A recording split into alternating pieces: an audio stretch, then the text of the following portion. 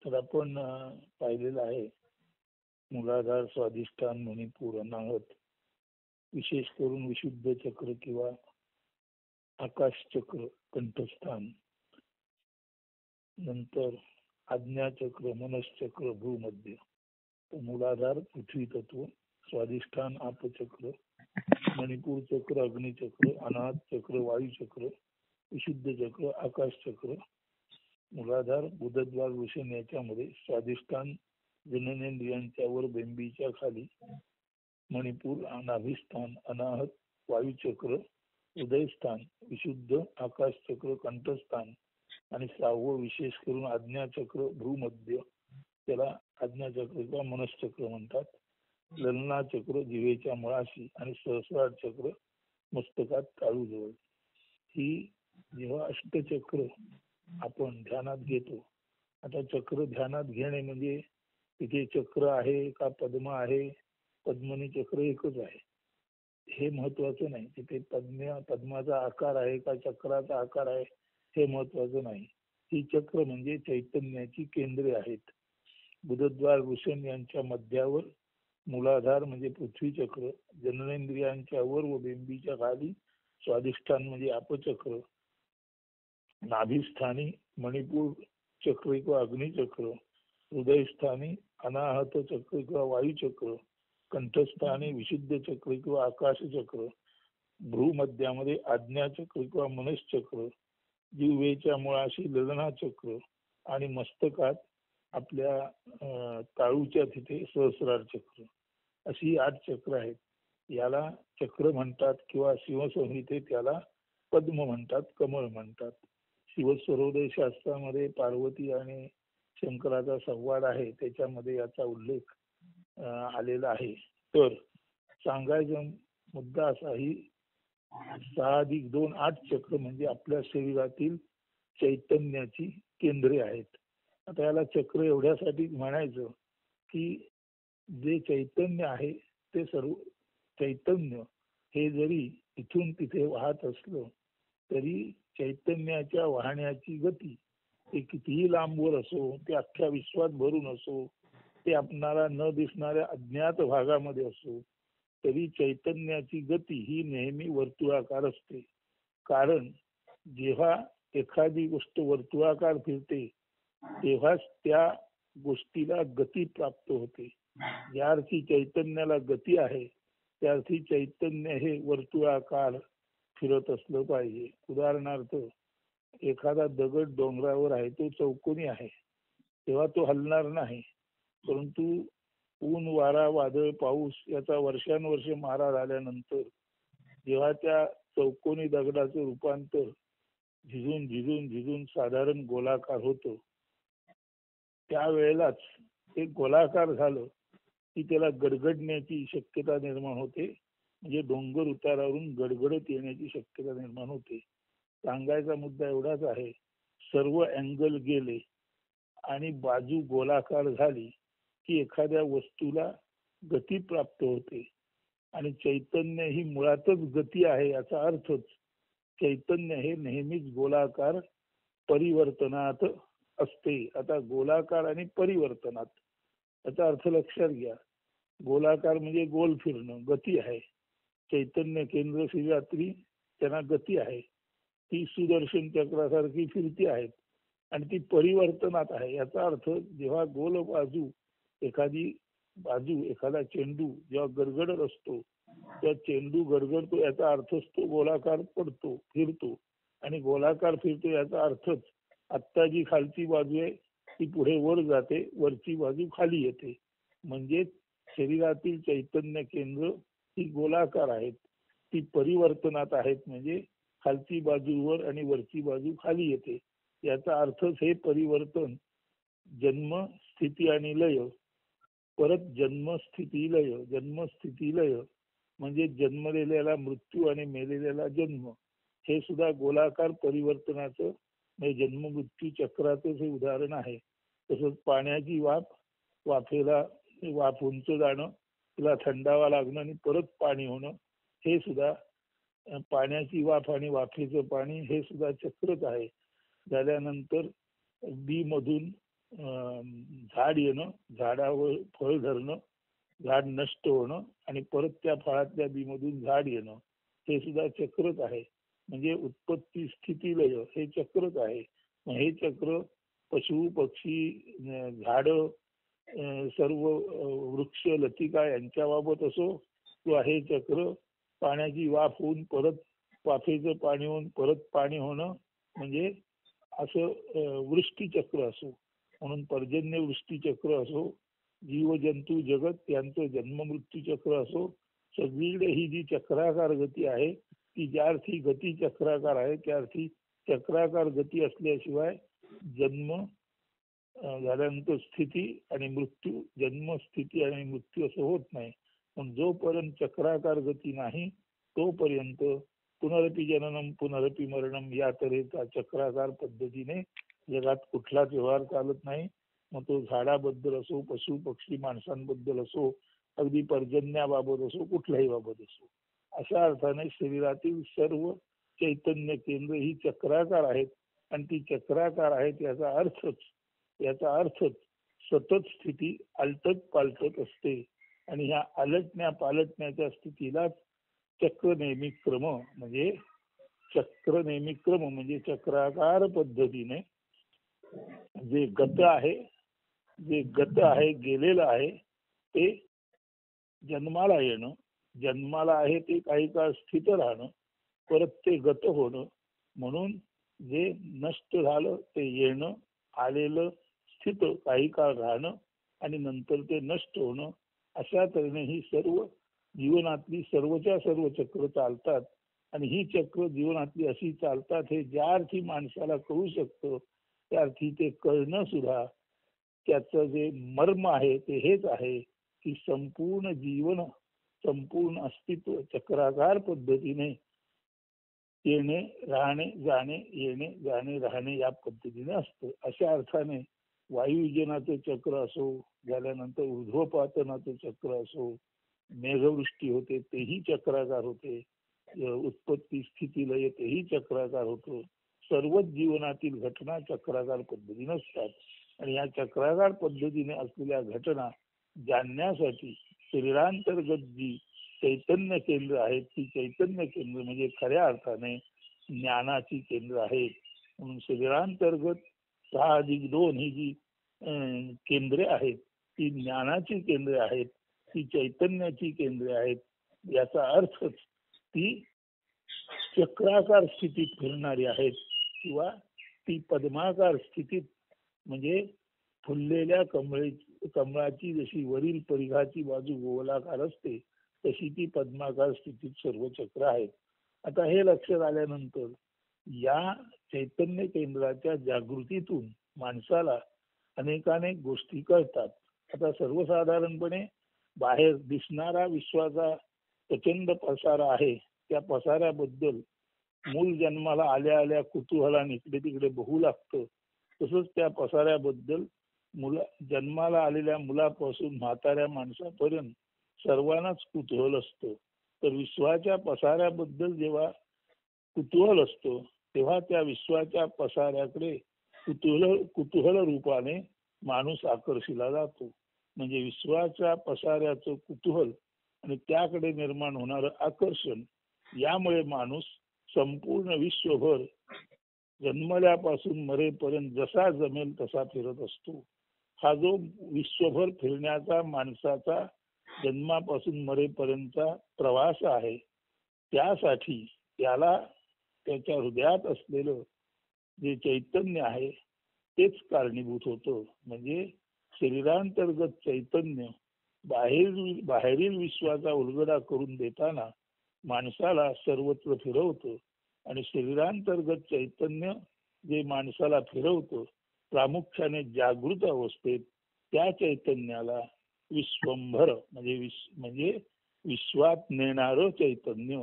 आणि हे विश्वात नेणारं चैतन्य स्पष्टपणे माणसाच्या हृदयामध्ये आत्मतत्व म्हणून असतं. म्हणून जागृतीत आत्म्याला विश्वंभर म्हणतात किंवा जागृतीत आत्म्याला खरं वैश्वानर विश्वान्नयती. म्हणजे आपण जेव्हा जागे असतो तेव्हा आपणाला संपूर्ण जगामध्ये फिरवणारं असं जे चैतन्य आहे, त्या चैतन्याला, खरा तर तो आत्माच आहे, त्या चैतन्याला जागेपणी जेव्हा आपण फिरतो तेव्हा त्याला वैश्वानर चैतन्य म्हणतात. वैश्वानर चैतन्य म्हणजे जागृतीमध्ये आपणाला आत्मा जे फिरवतो तो आत्मा आपणाला सर्वत्र नेतो. म्हणून आत्म्यालाच दिवसा उजेडी आपण ज्या ज्या गोष्टी करतो तर त्या आत्म्यालाच वैश्वानर म्हणजे अनेकानेक गोष्टी अनेकानेक क्रियाकलाप करण्यासाठी आपण सर्वत्र जातो, परत पाठी येतो, परत दुसऱ्या दिवशी जातो, परत पाठी येतो. ही दिवसभर चालणारी विश्वामध्ये फिरणारी आपली जागृतीतील कृती आहे. ही कृती आपल्या हृदयस्थ आत्मा दिवसा करत असतो आणि त्या शक्तीला वैश्वानर म्हणजे विश्वात नेणारी शक्ती, चैतन्य शक्ती म्हणतात. तर वैश्वानर शक्तीद्वारे माणूस अर्थातच लोक जगभर फिरतात, पृथ्वी प्रदक्षिणा करतात, वेगवेगळ्या ध्रुवांवर जातात, देश परदेशात पर्यटन करतात. अशी जितकी कुतूहल जास्त तितकी वैश्वानर शक्ती माणसाला अधिकाधिक प्रेरणा देऊन किंवा अधिकाधिक ऊर्जा उपलब्ध करून देते. आता बघायला गेलं तर आत्मशक्ती सर्वांमध्ये आहेच, परंतु ज्याला विश्वाचं आकर्षण आहे त्याला विश्वात फिरण्यासाठी मॅक्झिमम ऊर्जा हा वैश्वानर रूपी आत्मा देतो. आता काही जणांना पूर्वज्ञानामुळे असेल, वाचनामुळे असेल, अनुभवामुळे असेल किंवा जर जन्ममृत्यू आपण खरं समजलं तर मागच्या जन्मातून आलेल्या संचित ज्ञानामुळे असेल, काही जणांना बऱ्यापैकी खात्री असते की हे जे दिसतं भासतं ते विश्व खोटं आहे. म्हणून काही जणांना बऱ्यापैकी खात्री कधी कधी जन्मापासून, कधी कधी जन्माला आल्यानंतर थोड्याफार अभ्यासानंतर 30-40 मध्ये होते की जगत मिथ्या, हे संपूर्ण दिसणारं जग मिथ्या आहे. जगत मिथ्या आहे म्हटल्यानंतर स्वाभाविकच त्यांची सर्वत्र फिरण्याची उर्मी म्हणजे जी लाट येते चैतन्याची ती उर्मी शमित होते. म्हणजे फिरण्याची उर्मी, फिरण्यासाठी चैतन्याची उठणारी लाट ही शांत होते. आता फिरण्यासाठी चैतन्याची उठणारी लाट शांत झाली म्हणजेच माणूस आपल्या देहांतर्गत जो आत्मा आहे त्या आत्म्याकडे बघतोय आणि तो जेव्हा आत बघतो तेव्हा आत्म्याची अशी लाट उठत नाही की ज्या योगे माणूस बाहेर फिरेल. म्हणून ज्याला जगत मिथ्या आहे कळलं तो जगाकडे उदासीन भावनेने पाहतो. तो जगाकडे साक्षी भावनेने आणि डिटॅच भावनेने म्हणजे फ्री फ्रॉम आय ऑर आयनेस म्हणजे एखादा माणूस स्वतःचा मीपणा, माझं मीपण आणि माझं नाव, गुण, गोत्र, वैशिष्ट्य, आयडेंटिटी विसरून एखादा माणूस स्वतःचं व्यक्तिमत्व विसरून अलक्ष्य भावाने जेव्हा जगाकडे पाहतो तेव्हा त्याच्यातील वैश्वानर त्याला अलक्ष्य भावात राहण्यासाठी, शांत राहण्यासाठी मदत करतो.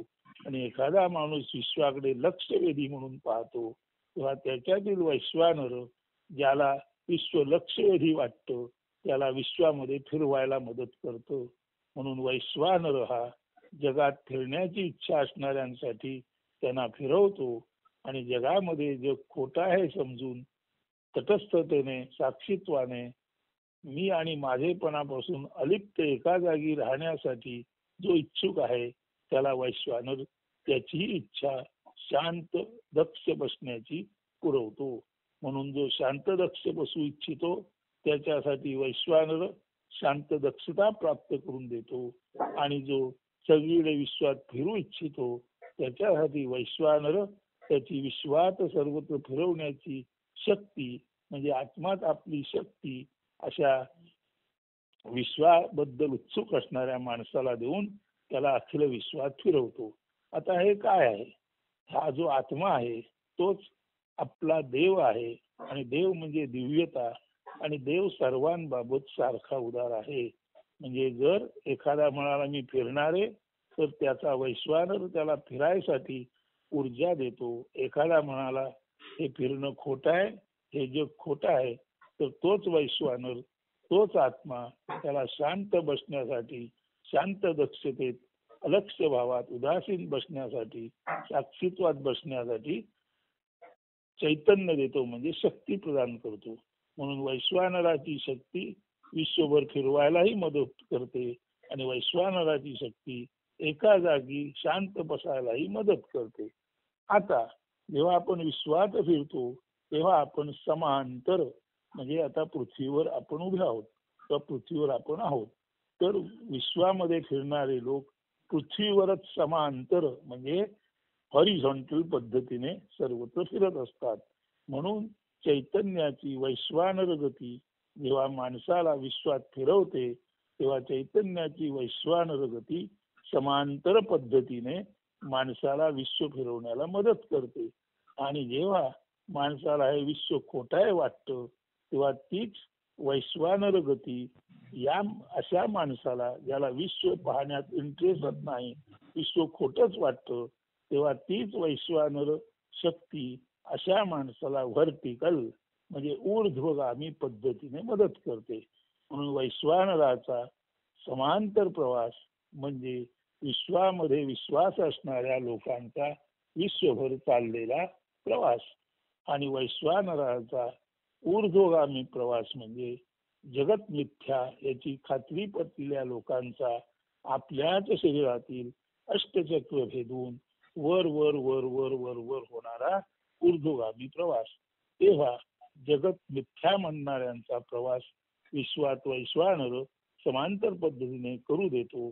त्यांना तो समांतर पद्धतीने प्रवास करायला ही वैश्वानर शक्ती, आत्म्याची शक्ती मदत करते.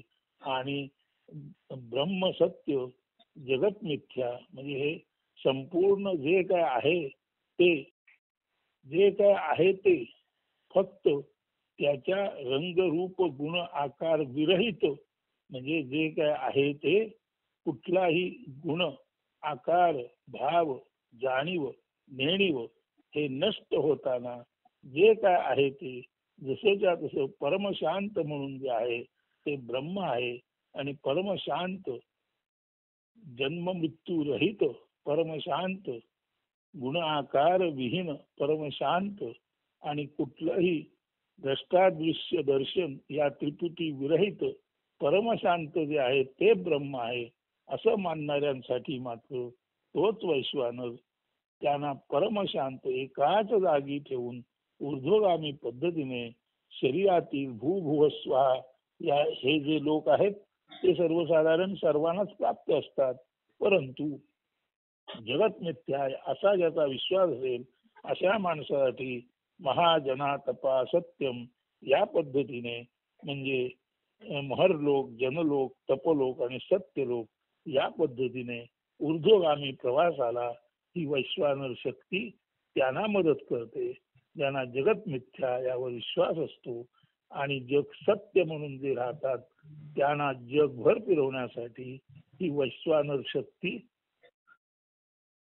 तशी जगभर फिरवण्यासाठी मदत करते. म्हणून वैश्वानर जगाला सत्य मानणाऱ्यांसाठी समांतर प्रवासाला मदत करतो आणि जग खोटं मानणाऱ्यांसाठी वैश्वानर शक्ती ऊर्ध्वगामी प्रवासाला म्हणजे महाजना तपा सत्यम या वरवरच्या प्रवासाला, आणि खरं सांगायचे जे सत्य लोक आहे तिथे काहीच नाही आणि काही नाही, परंतु काही नाही त्याच्यातूनच हे, म्हणजे सत्य लोकात खरं काहीच नाही पण ते काही नाही याच्यातूनच अनुक्रमे तपलोक, जनलोक, महरलोक, स्वरलोक, भुवरलोक आणि भूलोक आलेले आहेत.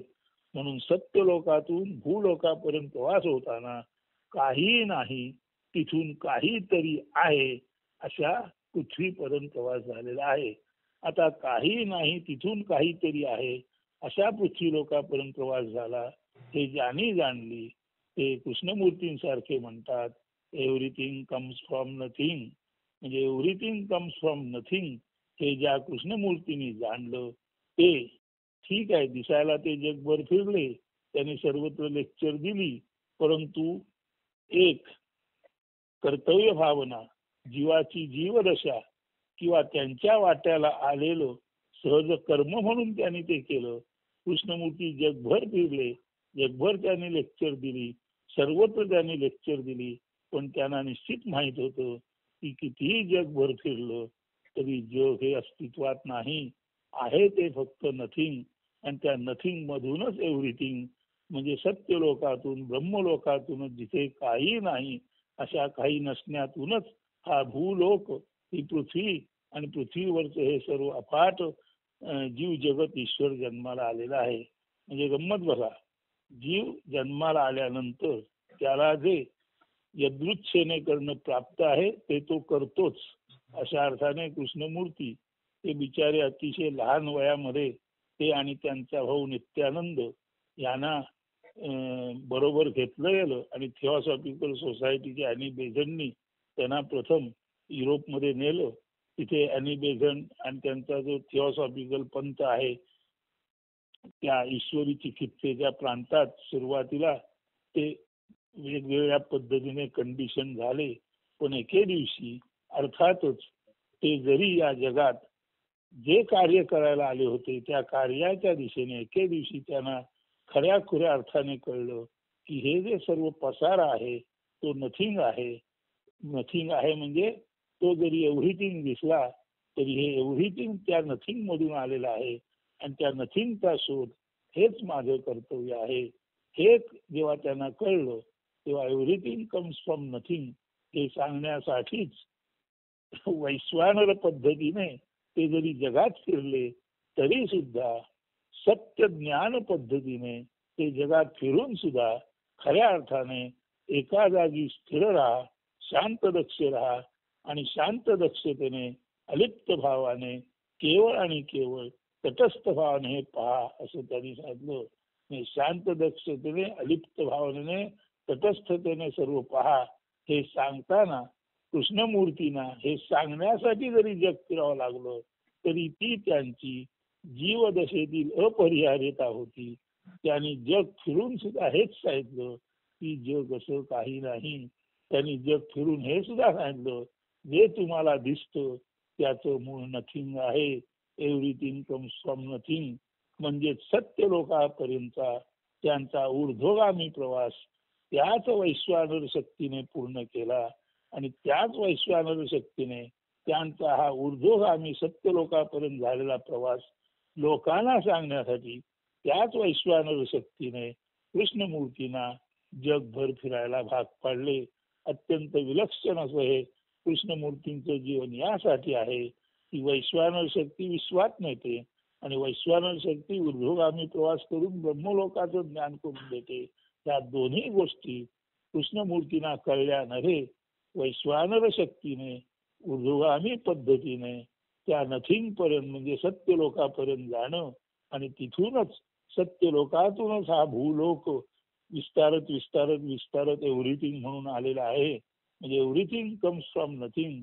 सत्य लोकातूनच हे दिसणारं परंतु प्रत्यक्षात असत असलेलं जग आलेलं आहे हे सांगण्यासाठी सुद्धा त्या वैश्वानर शक्तीनेच कृष्णमूर्तींना जगभर फिरवलं आणि त्या वैश्वानर शक्तीनेच हे जे सांगणं आहे तत्वाचं ज्ञान आहे ते त्यांना करून देण्यासाठी त्यांना ऊर्ध्वगामी प्रवास एकाच जन्मात करून दिला. त्यामुळे लक्षात घ्या कृष्णमूर्तींचं जे 90 वर्षाचं आयुष्य आहे ते 90 वर्षाचं आयुष्य तुम्ही लक्षात घेतलं तर 1930 ला जेव्हा ते स्टार ऑफ ईस्ट म्हणजे पूर्वेचा तारा या संघटनेचे अध्यक्ष झाले त्या दिवशीच त्यांनी ती संघटना बरखास्त करून टाकली. ते म्हणाले ट्रुथ कॅनॉट बी ऑर्गनाइज. म्हणजे सत्य संघटित करता येत नाही. सत्य संघटित करता येत नाही याचा अर्थ सत्य संघटनेमध्ये बांधण्या एवढं मर्यादित नाही. म्हणजे सत्य तर सर्वत्र विखुरलेलं आहे. तुम्ही जग बघता तेव्हा जे जग असत्य आहे हे कळणं सुद्धा सत्य आहे. तुम्ही जेव्हा व्हर्टिकल प्रवास करता तेव्हा काही नाही तिथून हे जग आलंय हे समजणं सुद्धा सत्य आहे. अशा अर्थी हॉरिझॉन्टल पद्धतीने दिसणारं जग हे सत्य नाही, ते मिथ्या आहे हे समजणं पण सत्य आहे. आणि हे जग जे दिसतं ते काही नाही अशा ब्रह्मलोकातून, आता त्यांनी त्याला ब्रह्मलोक सत्यलोक असा शब्द वापरला नाही, त्यांनी त्याला नथिंग म्हटलेलं आहे. हे जे जग तुम्हाला दिसतं, हा जो भूलोक दिसतो, तो त्या नथिंग मधून आलेला आहे, हेही सत्य त्यांनी जाणलं.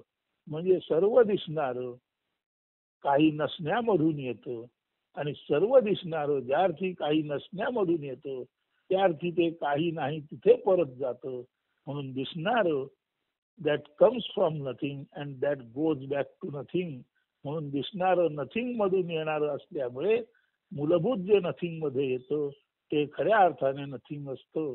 म्हणून एव्हरीथिंग कम्स फ्रॉम नथिंग म्हणजे शून्यातून विश्व येतं आणि विश्व शून्यात जातं.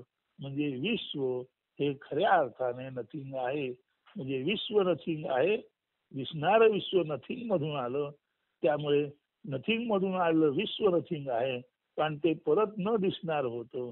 म्हणून न दिसण्यामधून जे येतं ते न दिसण्यामध्ये जातं. अशा अर्थी विश्व नथिंग आहे हे सांगण्यासाठी ते विश्वभर फिरले. आणि विश्व नथिंग आहे हे ज्या नथिंग मधून येतं त्याचा त्यांनी प्राप्त केलेला भाव त्यांच्या अंतरंग शिष्यांना त्यांनी दिला. आणि तो भाव जेव्हा त्यांच्या अंतरंग शिष्यांना प्राप्त झाला, तेव्हाच ते अंतरंग शिष्य कृष्णमूर्तींसारखे म्हणू शकले, everything comes from nothing and though universe is there, I am that universe. म्हणजे सर्व नथिंग मधून येतं, आणि त्या नथिंग मधून जे युनिव्हर्स आलं ते युनिव्हर्स सुद्धा मी आहे. पण ते युनिव्हर्स नथिंग मधून येतं म्हणजे युनिव्हर्स नथिंग आहे. त्या युनिव्हर्सचा मी, ते युनिव्हर्स मी आहे म्हणजे मी सुद्धा नथिंग आहे. आता तीन गोष्टी बघा. एव्हरीथिंग कम्स फ्रॉम नथिंग, सर्व गोष्टी नथिंग मधून येतात. There is universe, there is universe before our open eyes. म्हणजे आपल्या उघड्या डोळ्यासमोर जग आहे. Everything comes from nothing, there is universe, we can see it. Nothing मधून विश्व येतं, विश्व आपण पाहतो. But that universe has come from nothing, so ultimately it goes back to nothing. सर्व नथिंग मधून येतं. विश्व डोळ्यासमोर आहे, परंतु ते ज्या अर्थी नथिंग मधून आलंय त्या अर्थी ते नथिंग मधून जाणार. म्हणून विश्वाला त्याची अशी सत्यता नाही. विश्व त्याचं म्हणून सत्य नाही, कारण विश्व नथिंग मधून आलेलं आहे. आणि विश्व नथिंग मधून आलं म्हणून ते नथिंग मध्ये राहणार. म्हणून everything comes from nothing, so universe has come from nothing. I am the universe. It means I also have come from nothing, and as universe goes back to nothing, I also definitely will go back to nothing. and everything has come out of nothing will ultimately go to nothing. म्हणजे अव्यक्तादीनि भूतानि व्यक्त मध्यानि भारत अव्यक्त निधनान्नेव. अव्यक्तातून सर्व प्राणी मात्र येतात, म्हणजे शून्यातून सर्व विश्व येतं. काही काळ ते राहतं आणि अव्यक्त निधनान्नेव, आणि परत ते अव्यक्तात जातं. म्हणून कृष्णमूर्तींचं आयुष्य अशासाठी विलक्षण आहे की त्यांनी नथिंगचा शोध त्यांच्यातीलच, अर्थात वैश्वानराच्या ऊर्ध्वगामी गतीने त्यांना नथिंगचा शोध लागला. आणि सर्व नथिंग मधून येतं हे कळल्यानंतर त्याच वैश्वानर शक्तीच्या मदतीने ते जगभर समांतर फिरले. आणि बाबा हो, जग हो, जगातील शून्य मंडळी हो, तुम्ही किती जरी म्हटलं तरी हे जग नथिंग मधून आलेलं आहे आणि ते नथिंग मध्ये जाणार. त्यामुळे try to understand what nothing is. अव्यक्त म्हणजे काय हे नेमकं समजून घ्यायचा प्रयत्न करा. ही गोष्ट कृष्णमूर्तींनी केलेली आहे. त्यामुळे everything comes from nothing, universe has come from nothing. I as Krishnamurti is universe, but I as Krishnamurti is universe, and as universe goes back to nothing, so I also will go back to nothing. म्हणजे सर्व nothing मधून येतं आणि सर्व nothing मध्ये जातं हे सांगण्यासाठी ते जगभर फिरले. परंतु हे नथिंग म्हणजे समजून घ्या, विश्वाच्या मुळाशी सबस्ट्रॅटम जे पायाभूत आहे ते समजून घ्या. आणि हे नथिंग म्हणजे दुसरं तिसरं काही नसून तीच इमॉर्टल एनर्जी आहे. नथिंग म्हणजे अनंत विशुद्ध चेतना आहे, हे त्यांनी सांगितलं. आणि आपल्या 90 वर्षाच्या आयुष्याचं खरं खुरं सोनं त्यांनी केलं. म्हणजे नथिंग मधून आलेला माणूस नथिंगला पोचला, म्हणजे ब्रह्मातून आलेला माणूस ब्रह्माला पोचला. जसा आपण काल म्हटलेला आहे, तो ब्रह्मापर्यंत गेला, पण त्याने सांगितले जा, अजून तुझं काम पूर्ण झालं नाही. तू हे ब्रह्माचं ज्ञान जगभर दे आणि योग्य वेळी तू जेव्हा इथे येशील तेव्हा तू ब्रह्मरूप होशील. हा जो मेघवृष्टीतला अनुभव आहे, तोच अनुभव जिवंतपणे अगदी ठळक पद्धतीने कृष्णमूर्तींनी घेतलेला आहे. आणि तोच अनुभव त्यांच्यातील वैश्वानर शक्तीने त्यांना नथिंग पर्यंत म्हणजे ब्रह्मलोकापर्यंत नेले. आणि ते नथिंग हेच सत्य आहे. त्याच्यातूनच हे जग जन्माला आलं. तरी जग म्हणून सत्यतेच्या पातळीवर असत्य आहे, परंतु हे असत्य जग जिथून जन्माला आलं ते नथिंग मात्र परमसत्य आहे. हे ज्या कृष्णमूर्तीने सांगितली, त्यांनी एकाच जन्मात वैश्वानराच्या ऊर्ध्वगामी शक्तीने ब्रह्मलोक जाणला आणि वैश्वानराच्या समांतर शक्तीने हे सत्य ज्ञान त्यांनी लोकांना दिलं. आणि त्यांनी आपलं आयुष्य खऱ्या अर्थाने सर्वार्थाने परिपूर्ण धन्य धन्य केलं. हे जर आपल्याला लक्षात आलं तर मनी म्हणजे मनावर असताना वैश्वानर आणि उन्मनी असताना वैश्वानर तुम्हाला समांतर प्रवास करून देतो आणि उन्मनी असताना तोच वैश्वानर तुम्हाला अमन अवस्थेत किंवा शांत दक्षतेत ब्रह्मापर्यंत प्रवास करून देतो. या दोन्ही गोष्टी त्यांनी केल्या. आणि विशेष म्हणजे या दोन्ही गोष्टी करताना जरी ते जगभर फिरले तरी सुद्धा ते अमनावस्थेतच फिरले. म्हणजे मनी आणि उन्मनी हे दोन्ही प्रवास खऱ्या अर्थाने त्यांनी अमनस्कतेत म्हणजे पूर्ण शांत दक्षतेत केला. अशी वैश्वानर शक्ती कृष्णमूर्तींना 90 वर्ष काय देत होती, त्याचा बोध आपण या निरूपणातून घेतला तर ती आपणाला सुद्धा काय देऊ शकेल या दिशेने आपलं लक्ष गेलं तर एव्हरीथिंग कम्स फ्रॉम नथिंग. त्या नथिंगला जाणण्याची जेव्हा आपली तळमळ निर्माण होईल तेव्हा तुम्ही सुद्धा स्वाभाविकपणे सत्य अर्थाने या विश्वाचेच नागरिक आहात, या नथिंगचेच सभासद आहात. म्हणून तो भगवंत, तो वैश्वानर, ती चेतना, तो प्रज्ञावान आत्मा तुम्हाला सुद्धा तशीच मदत करील जशी त्याने ज्ञानेश्वर तुकाराम कृष्णमूर्तींना केली. तर आज आपण उन्मनी आणि मनी अवस्थेत दोन्ही अवस्थेतील प्रवास खऱ्या खुऱ्या अर्थाने शांत दक्षतेने अमनी भावात कृष्णमूर्तींनी केला. आणि सर्व काही नथिंग मधून येतो, त्यामुळे नथिंग सत्य आहे, बाहेर आलेलं खोट आहे. ते केवळ आणि केवळ तेव्हा खरं असतं जेव्हा ते परत नथिंग होतं.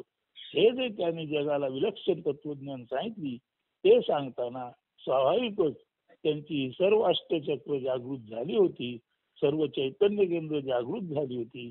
आणि त्यामध्ये त्यांच्या वैश्वानर शक्तीने म्हणजे प्रत्येकामध्ये जो आत्मा आहे तो त्यांच्यातील आत्मा त्यांना किती आणि कसा मदत करता आला. तुम्ही उत्सुक असाल, तुम्ही सत्य जाणण्यासाठी उत्सुक असाल तर तुम्हाला तुमचा आत्मा तीच मदत देईल, तशीच मदत देईल जी ज्ञानेश्वर तुकाराम कृष्णमूर्तींना दिली. या वचनावर थोडाफार विश्वास असेल तर या वचनाची सत्यता पडताळून पाहण्यासाठी का होईना आपण एव्हरीथिंग कम्स फ्रॉम नथिंग म्हणजे ब्रह्मसत्य हे जाणून घेताना जगत मिथ्या हेही जाणून घ्याल अशी स्वाभाविक एक सहज तुमच्या आमच्यामध्ये असलेला सद्भाव आहे त्याला स्मरून इच्छा व्यक्त करतो आणि आजचं हे निरूपण इथेच थांबवतो. धन्यवाद. अस्तु.